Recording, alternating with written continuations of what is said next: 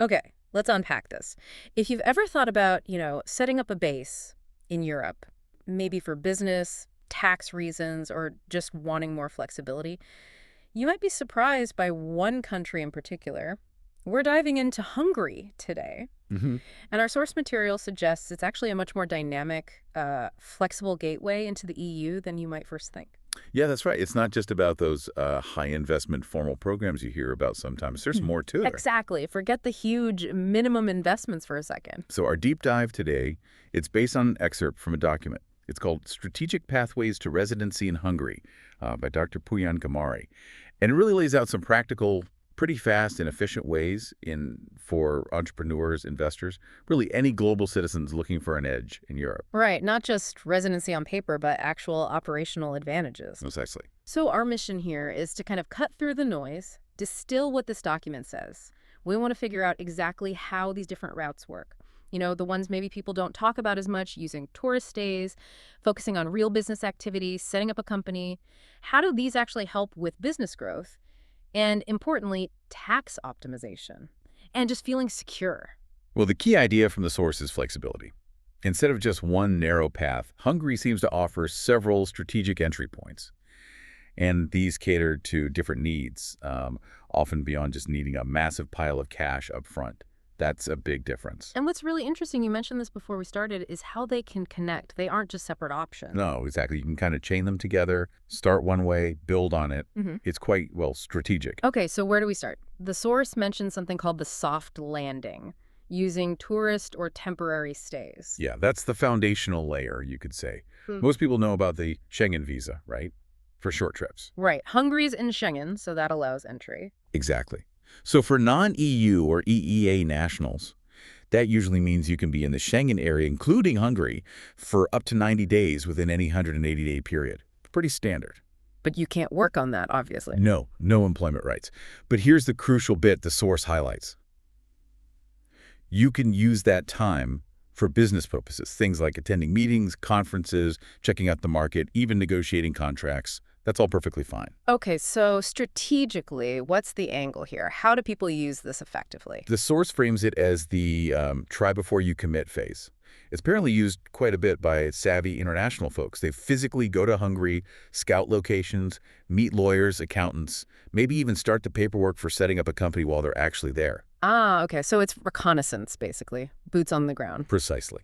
It's an efficient way to get a feel for the place, make those initial contacts, understand the lay of the land before you make a bigger move, low risk. Makes perfect sense. Test the waters first. But okay, say you've tested them, you like it, and you need a real operational base.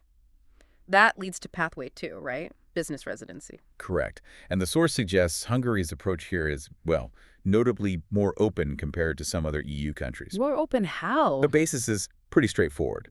You need to establish and then actively manage a Hungarian company. So this residency permit is aimed at company owners, managing directors, or maybe key staff who are genuinely involved in running the business day-to-day, developing it. And this is a big one for entrepreneurs listening, I think. The source specifically points out there's no mandatory minimum share capital for the most common company type, the KFT, which is like a private limited company. That's a huge point. Unlike places that might demand, tens or even hundreds of thousands of euros just to start, Hungary doesn't mandate that for a KFT. But there's always a but, isn't there? What's the catch, or rather, the requirement? Yeah, no minimum capital. But the source is very clear on two critical things. You need a credible business plan showing your idea is viable. And crucially, you need proof of real economic activity. You can't just have a dormant company. Okay, real substance. What about the permit itself? These are typically granted for 1 or 2 years initially, and they're renewable. And yes, after 5 continuous years on this type of permit, you generally become eligible for permanent residency. Can you bring family? Yes. The source mentions you can usually include family members as dependents. Let's talk efficiency. The source emphasizes this.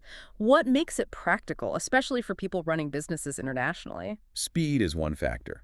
Setting up the company itself can be very fast. We're talking days, often, to get it registered. And because there's no huge capital barrier, it's really practical for modern businesses. Digital nomads, consultants, service providers, e-commerce operations, that sort of thing. Right. Things that don't necessarily need massive physical infrastructure up front. Exactly. Plus, the source notes there aren't strict quotas on these business residency permits, which removes a significant hurdle you might find elsewhere in Europe. Okay, setup sounds efficient. But the ongoing benefits, tax optimization, general business environment, this is where it gets interesting, I imagine. This is where the numbers become very compelling for potential businesses. Hungary has a flat corporate income tax rate of just 9%. 9. Wow, okay, let's just pause on that. 9%. That has to be one of the lowest in the whole EU, right? It absolutely is. Hmm. The source really highlights this as a major draw for tax optimization, especially for companies doing international trade or acting as holding companies or providing services across borders. Makes sense. What else on the financial side? The source also mentions an efficient system for taxing dividends. Mhm. That's how profits get paid out to owners. And Hungary have a really extensive network of double taxation treaties. Ah, so that helps avoid being taxed twice on the same income if you're operating internationally. Precisely. These treaties often reduce or eliminate withholding taxes when money, like dividends or royalties, moves between countries. And generally, the regulatory side, business banking, it's described as clear, stable, and pretty straightforward. That really helps simplify international operations. So this business residency path is directly tied to having a working Hungarian company, which I guess brings us neatly to pathway 3, company formation itself. It sounds less like a separate path and more like the essential engine room. You got it. If we think about pathway 2, the business residency, well, forming that Hungarian company, that KFT we mentioned, is the absolute fundamental step you need to take to even qualify. Okay, the source outlines a sequence, right? Yeah. Step 1 is just incorporate. Yep. You work with local lawyers, usually. They handle the documents, get the company registered with the court, help set up the initial bank account, get the tax and VAT numbers sorted. It's a fairly standard process. Then step 2, and you mentioned this being crucial earlier, the business plan and, importantly, economic substance. Absolutely critical. The source stresses this point heavily. Just having the company registered on paper isn't enough for residency or, frankly, for long-term legitimacy. So what does economic substance actually mean in practice, according to the source? It means showing genuine business operations. Things like having a real office address, maybe a serviced office initially, but something tangible. Possibly hiring local staffs or using local contractors, having real contracts with clients or suppliers, demonstrating active business, transactions, operations. It has to be a real business, not just a mailbox. Got it. Makes sense. They want real investment and activity. So, company setup, it's active.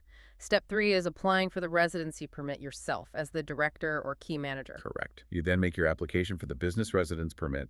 They'll provide proof the company exists and is active, show you have somewhere to live in Hungary, have health insurance, and enough funds to support yourself. And assuming that gets approved. Step 4 is operational flexibility. Right. Now you can actually run your business from within the EU. You can hire people, manage operations.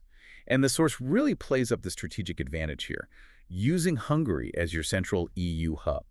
Because of the location and the low tax, it becomes really efficient for trading goods across Europe, running logistics, fintech, IT services, consulting, whatever your business is. Which loops back perfectly to those tax and financial advantages we talked about, built right into the company structure. Exactly. That 9% corporate tax rate again.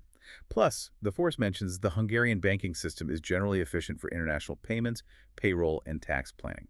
And there's another nuance. For owners or managers, if you structure your own pay correctly, you might benefit from potentially lower Social Security contributions compared to other high-tax EU countries, maximizing your take-home pay.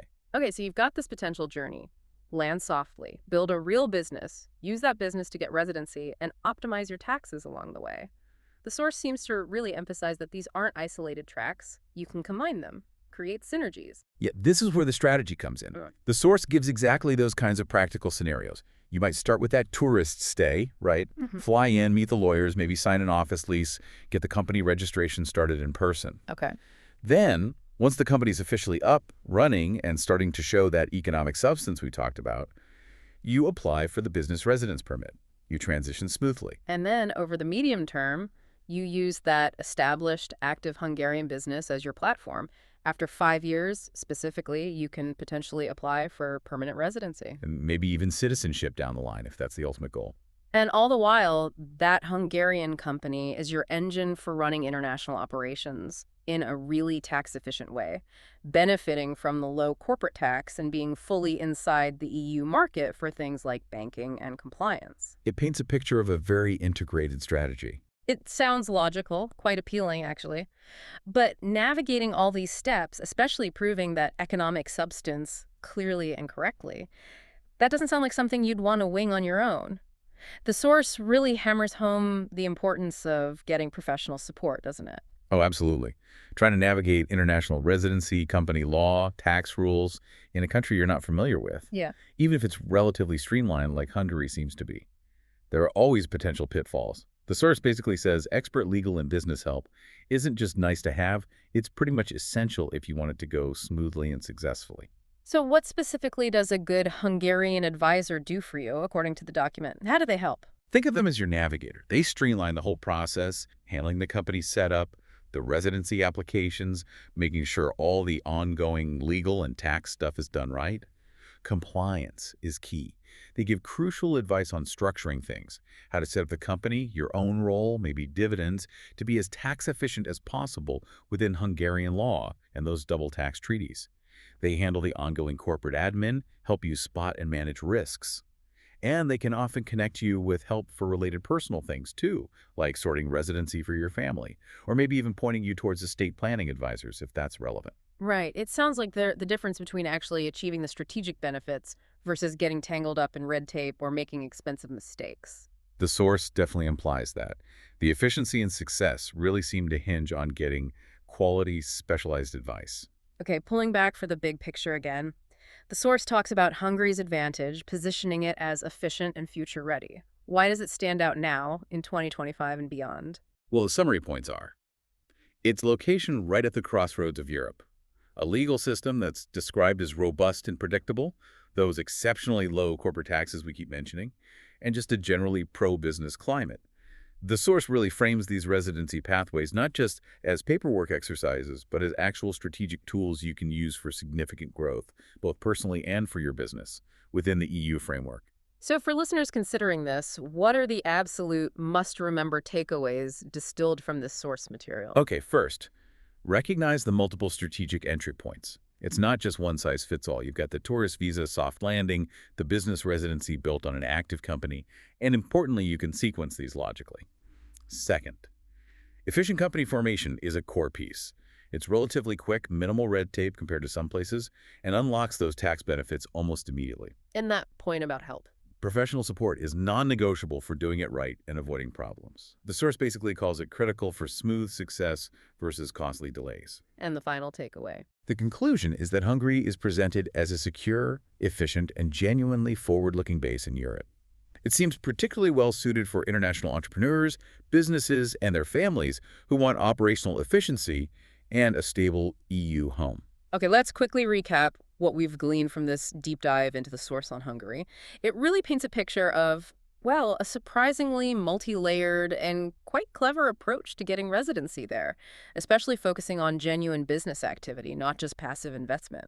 Yeah, it highlights how you can potentially start small, maybe with just a tourist visit, then build up a legitimate, active Hungarian business, and then use that company as the engine for your long-term residency, all while benefiting from those incredibly low taxes and full access to the EU single market.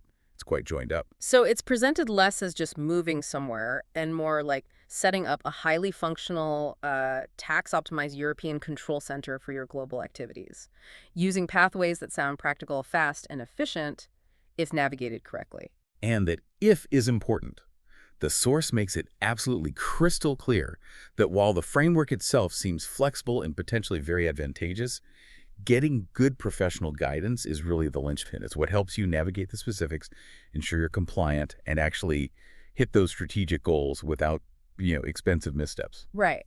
So thinking about all that potential, the sequencing of residency, leveraging the company for global ops from within the EU, the tax benefits, it leads to a final thought.